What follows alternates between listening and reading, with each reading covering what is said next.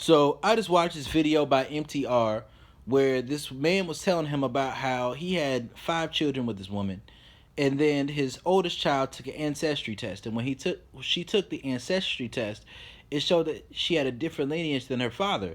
So he got a DNA test, and then subsequently he got DNA tests for his 4 older children, and decided not to for the youngest child because he felt it wasn't appropriate yet. The child was still in school, still in high school, and he didn't want to disrupt that child's life. And I'm first off, now I'll say this: he when he got the DNA test for the 4 older children, he found out all 4 of those children weren't his. But not only were 4 of them not his, 3 of them had different fathers. This is ridiculous. You know, the greatest form of fraud is paternity fraud, above any other kind of fraud known to man. But first off, I need to give this man a certain level of respect because he decided that those children were his children's regardless, right? And then not only did he decide that, but even in the midst of his great pain, finding out this information, when he broke down in front of his oldest daughter, his first thought afterwards was about how his daughter felt. His first thought was, I hope she doesn't feel that I love her less because I found this out. That is a man who takes responsibility for his emotional state. This is a man of emotional maturity that is far above what you could ask and expect of most other people. But one thing I want to bring up is this. Now, he had no knowledge of this. He had no clue any of this was going on. He met this woman back in high school. They've been together the entire time, and he's all the way up into his mid 50s. Now, he said that she was always very supportive. She always took care of things that needed to be done. Apparently, unless he was conditioned to think that she didn't have to take care of his needs, he didn't see that as an issue that was going on. One thing that I want to bring up is this. A lot of people, they disregard the importance of sexual prowess and count it off as a man's ego. I think that the things that people consider ego come from a real place. One real place is this. A woman can sleep with you for the need for security throughout most of the month, but then at the time that she is at her most likely to give birth, to get pregnant, to conceive, ovulation, that can be the time that her hormones take over, and she is going to sleep with a man who she feels is the most sexually dominant, who she has access to. This is something to understand. A woman can almost even prefer to have sex with you throughout most of the month, give you relationship sex or Scooby Snack pussy or these different things that aren't really correlated with her having a strong desire for you. But once you reach a certain point in the month, which is ovulation, that is where that pure primal sexual desire is going to kick in. If you are not the man who is sexually dominant with your woman, if you're not the man, and I'll say this, some of these things are just a matter of she seems like a woman of low integrity. But she must have had some integrity and character in the way that she dealt with him for all those years for him not to suspect anything.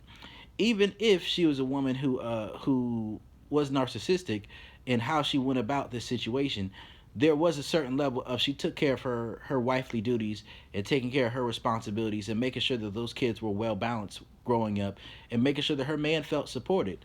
So these are just some things to understand that this was about sex completely. Now there's another thing that I saw recently, right? And I believe it also came from no, it was from Poor Man's podcast, and it was a woman talking about the time that she had sex with a beta male, right? Now in her perspective, this beta male was someone who had the mindset of trying to buy her love in a way, right? And he would try to do all these nice things, all these grand gestures.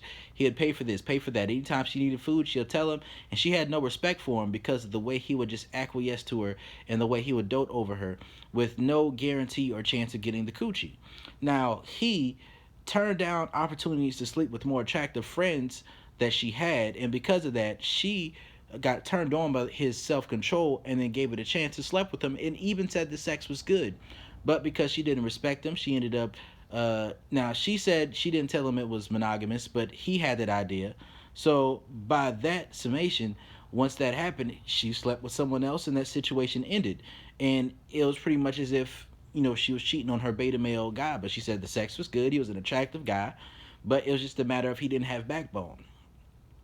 Now, what we're looking at here is when I talk about the blurred pill and I talk about the biology first approach, I'm talking about two main things that it takes to get women who are submissive with you, right? The two main things are good dick and guidance, right? As in, you need to have sexual mastery You need to have masculine energy, masculine frame, and then you also need to have the ability to lead, right? Have direction to give her, right?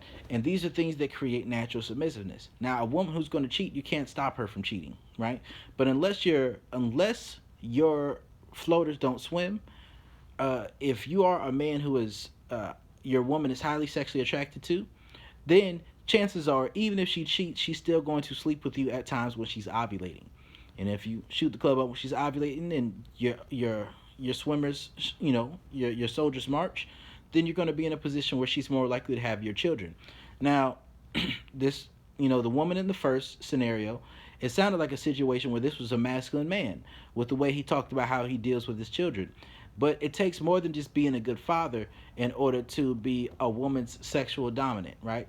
He didn't know the full depths of her sexuality. And I'm sure plenty of this was due to the fact that they started dating when they were in high school. And this woman would hide certain aspects of herself over time. And then she just got used to being in the rhythm of cheating.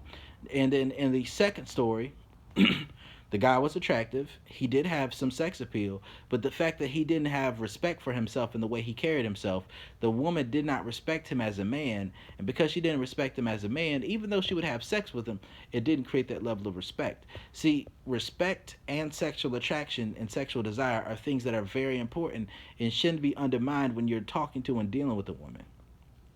It's not enough just to go about things the traditional model of dating, because that traditional model of dating, it leads to a lot of open doors for being dishonest. And when it comes to a lot of those open doors of being dishonest, a lot of things are overlooked. And when you reach that point where you need to ask those questions and you need to have those conversations, it's often too late for some people, to where you feel like you're too invested to walk away if you're not sexually compatible. Right? If you don't establish that before you get too emotionally invested, you may be too invested emotionally, financially, socially, in order to just walk away. And what some people will do is, instead of having that honest conversation about where you stand with the individual, they will decide on their own that I want this, but I want to have my cake and eat it too. Somebody should feel like you're both the cake that they get to eat and the cake that they get to have, right? So if you're sexually attracted to somebody and you have that chemistry, then when you have that up front, then it also, with a non-judgmental mindset, when you have that up front, it creates an environment where a woman can be honest with you about her sexual desires. When she can be honest with you about her sexual desires, then you limit the possibility of this type of thing happens. You're not going to get rid of it 100%. But if you're a man who is in tune with your woman, and he said he partially wasn't because the hours that he worked kept him away from the house a lot. But when you're looking at these type of scenarios, these are things that need to be understood. And it's just really unfortunate these type of things can happen. Like, the man was in his mid 50s finding out that at least 4 of the 5 children that he had with his lifelong wife were not his children, not by blood, not by DNA. And she just gaslighted him and pretended that she didn't know what he was talking about, and told him that the DNA test was wrong when he found out. That's an evil woman. But you have to understand that when you live in a society and a culture that perpetuates sexual repression, what will happen is people will hide their desires so that they can have when they find a quality partner, if they feel they found a quality partner before they fully come into a place of recognizing their sexual desires, that in order to not rock the boat, sometimes they will keep those aspects of themselves to themselves in order to keep everything afloat. But in the process of doing that, they're setting themselves up to where their shadow can be overtaken, and when the shadow's overtaken, that's where they start these cheating sprees, these affairs, these different things that will hurt the person when they find out. And that's why honesty is very important. But this is another reason why I talk about the biology first and the biology first approach in the blurred pill. It's not just about getting to the place where you start to be biology first in your approach. It's also about people understanding different ways of avoiding these things ahead of time. It's like when you see that your relationship doesn't have a certain level of sexual chemistry and sexual attraction and compatibility built into its foundation. When you see that you don't have a certain level of masculinity built into the foundation, you need to know how to transition those things in or leave. Because one thing is this: if you don't have it in there, there's no guarantee that just moving on to a new situation will fix the problem for a man or for a woman.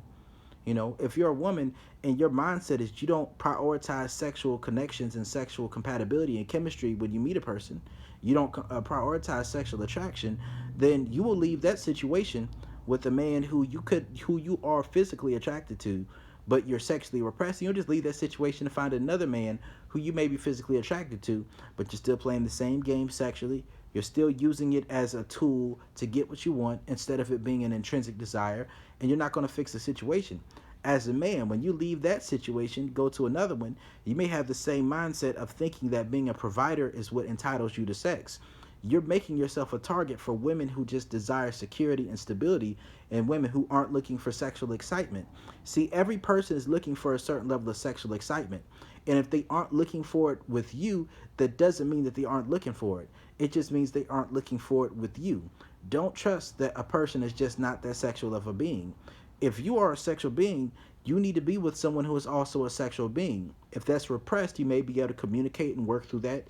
You may be able to spark that desire in that individual, but chances are that you're just not sexually compatible. That's not always the case, but it's a possibility. But you don't need to tie yourself down to someone who is not as sexual of a being as you are to a certain extent, because if they aren't, there's a possibility that they just don't feel that way about you and they don't see you that way, and that someone else will awaken that in you. And there's no guarantee that they're going to be there is no guarantee that they're going to be honest about it when it happens or upfront. So this is just Brody's take on these different situations. This is why good D and guidance is the motto. Good D and guidance. You need to be able to give that woman some orgasms. You need to be able to give that woman desire. You need to be able to talk to her, look at her a certain way that will stir up that lust within her. And you need to be able to stir up lust within a woman that will stir up emotions within her body. And then when you get her in that emotionally opened up and vulnerable place to where she's very open to suggestion, you need to lead her into a good direction. And once she sees that you can lead her into a good direction, once you've opened her up sexually, that's when a certain level of trust for your masculinity will come in. So it's good dick and guidance. And I'm not saying this just to say this. I'm not saying this to be misogynistic. I'm not saying this to be controlling. I'm not saying this just for the sake of male egos. I'm saying this also because this is something that women desire. Women desire that excitement. Women desire a man who knows how to lead. Women desire men who understand emotional discipline and masculine frame, but women also desire a certain level of security. Now, if you present that security before a woman shows that she deserves it, if you present that security before you've established a masculine feminine dynamic, and before you have established sexual polarity, and before you've established sexual connection and chemistry and attraction, then you're setting yourself up to be a target for someone who is in survival mode, merely looking for somebody to take care of them and offer security. And the thing about survival mode is after you reach survival mode, you're going to start looking for whatever it is that is going to give you excitement. That excitement, that impulse is going to come back after you reach a certain level of security. That's why you need to make sure that you pique someone's idea of excitement before you give them security. So this is just Brody's take on it. Brody out.